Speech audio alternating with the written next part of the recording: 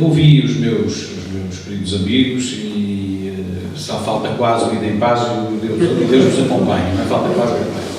Mas eu tenho 45 anos e por isso acho que ainda posso falar com alguma proximidade. Eu há bocadinho não sei se o cartão jovem já chega aos 45, não sei.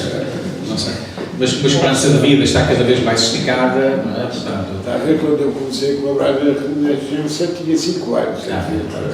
Portanto, ao ouvir estas coisas todas até agora, fui viajando na minha experiência pessoal. E como tudo isto bate certo, e é verdade, e como cada pessoa é ela própria. Não é?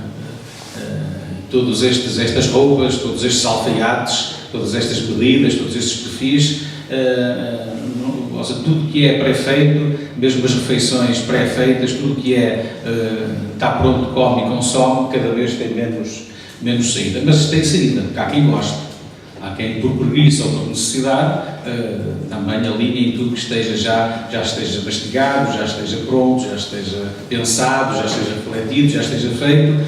Também há quem goste dessa possibilidade. Bem, lá na Renascença, quando estamos a falar dos orçamentos e da publicidade e do dinheiro e da falta dele, vem sempre uma reflexão interessante de duas coisas que chocam, e acho que tem a ver com o que disse o Alfredo também, que é as agências de comunicação teimam em dividir o mercado por idades, e nós teimamos em dividir por estilos de vida, porque cada vez mais concluímos que os mais velhos querem ser tratados como se fossem mais novos, e os mais novos querem ser tratados como se fossem mais velhos, o que é uma atrapalhada, não é? Bem, mas estou convencido que isto de dividir as pessoas por idades não bate certo. Não é? Aliás, eles vão concluindo o quê? Que as pessoas mais velhas é que têm dinheiro, não é? E por isso começam a aceitar que na publicidade de grandes automóveis, não é? Começam a ver que o jovem é o que quer o carro,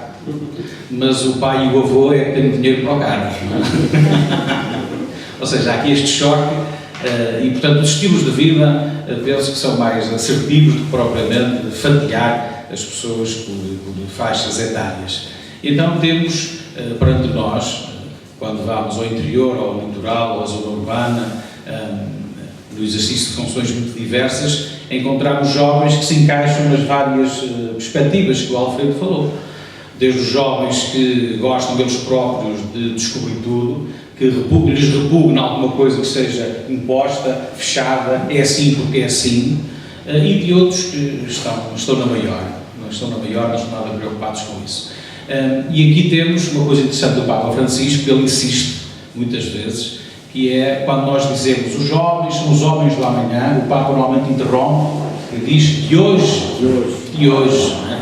Porque é uma conversa nossa, estamos sempre a dizer que eles serão homens amanhã e depois da manhã e depois da manhã, mas o Papa insiste sempre que eles são os homens de hoje. E depois também nos provoca para tirar, e peço desculpa entre aspas, o rabo do sofá. Porque também há muita gente que gosta da comodidade, quem diz sofá, diz da cadeira, e então se tiver um computador à frente com internet, ainda melhor, ou se tiver um ecrãzinho com internet, que seja ainda melhor. E, portanto, o desejo e a vontade de influenciar o que é que seja, às vezes, é muitíssimo reduzido. E o Papa provoca-os, então, na linguagem própria deles, a serem influenciadores. Eles próprios serem influenciadores daquilo que é o futuro, mas que tem que ser construído por eles já, hoje, não é fazer promessas em relação ao que possa ser no futuro. E aqui encaixamos do Interrail à geração Erasmus.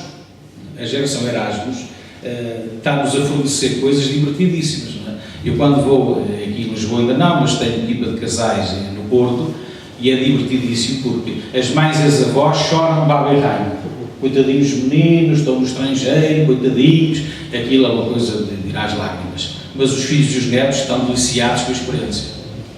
O Sr. Dom Manuel Clemente, uma vez no Porto, fez via Skype, um encontro, estavam os pais no Porto, os pais e os familiares, e estavam os jovens, estavam nos Estados Unidos, um em Londres, um em Paris, e não sei o quê.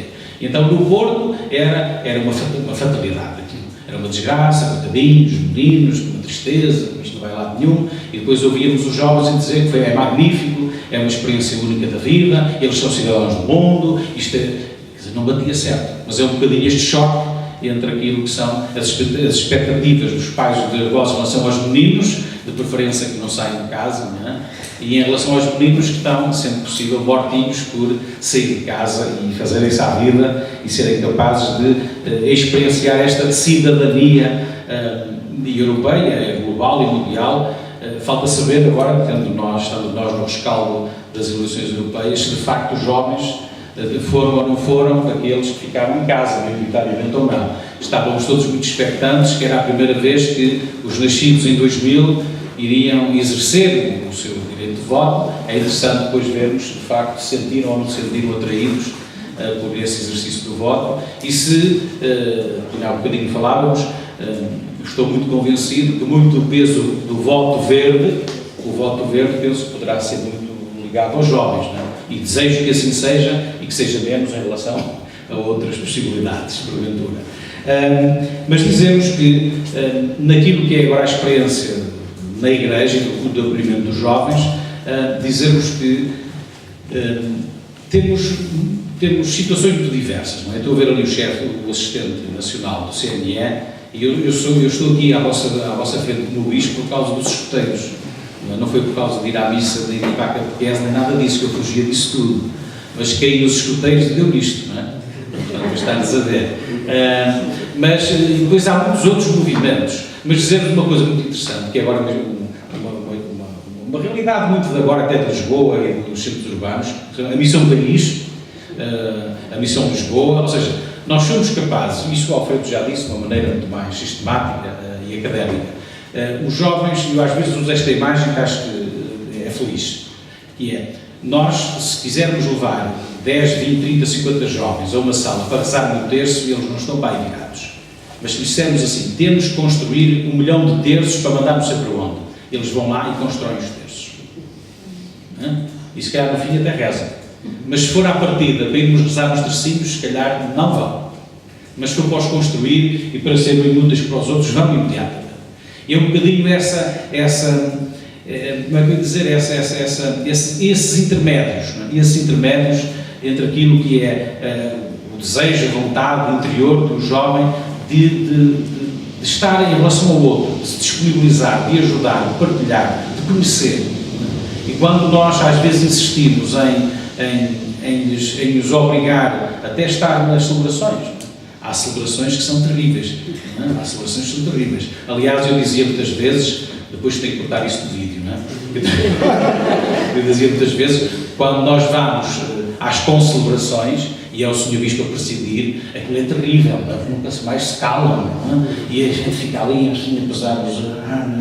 Quando somos nós, não. Quando somos nós estamos a falar, achamos que está muito bem, as pessoas gostam de ouvir e quanto mais tempo melhor. Mas quando estamos a ouvir, não é bem essa experiência. Ou seja, os nossos jovens, cada um é como é óbvio, mas a Igreja, e tem-o feito em algumas realidades, mas é preciso alargar e cada vez mais, não estar à espera que eles venham ao encontro daquilo que são as nossas estruturas e o nosso modo de nos organizarmos, mas sermos capazes nós de adaptarmos a comunidade àquilo que é a pessoa de cada um dos jovens.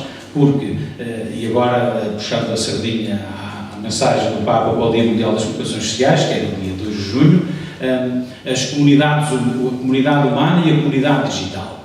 Ora, como é que nós, este sentido de pertença, como é que o jovem cultiva na sua vida este sentido de pertencer à comunidade? Estamos a ver que é muito mais fácil ele sentir-se pertença de uma comunidade digital, seja ela qual for, do que porventura pertencer à comunidade paroquial ou à comunidade A, B ou C.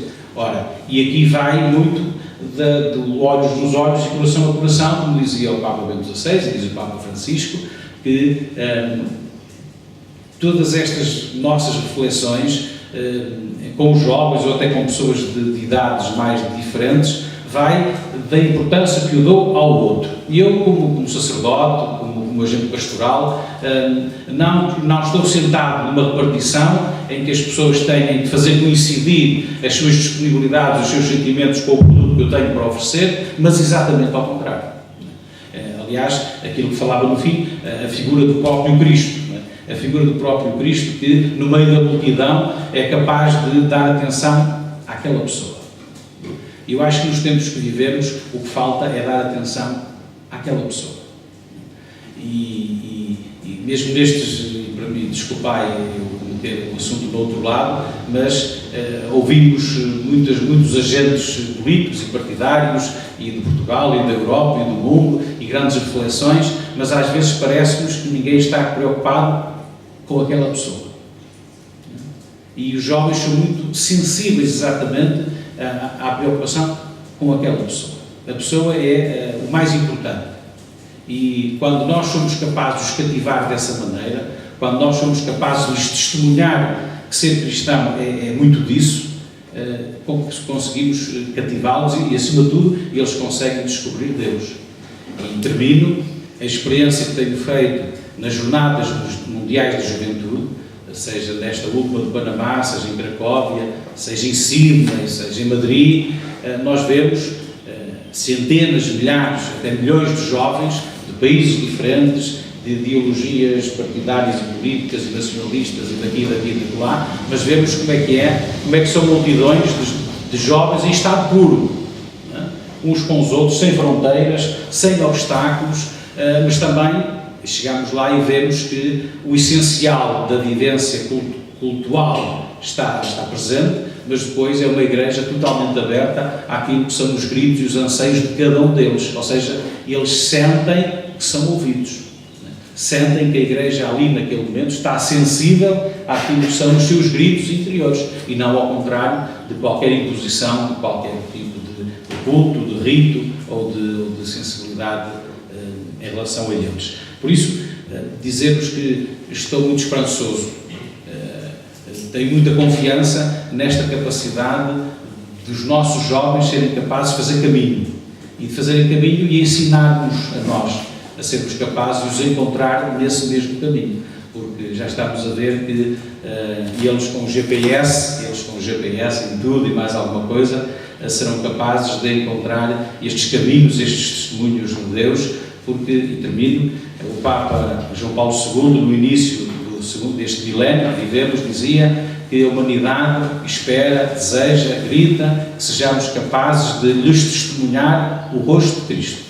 E eu penso que é exatamente isso que os jovens desejam, esperam, e é isso também que a Igreja tem que fazer um esforço por testemunhar no dia-a-dia da sua vida, dando atenção àquela pessoa, porque isso é que é importante.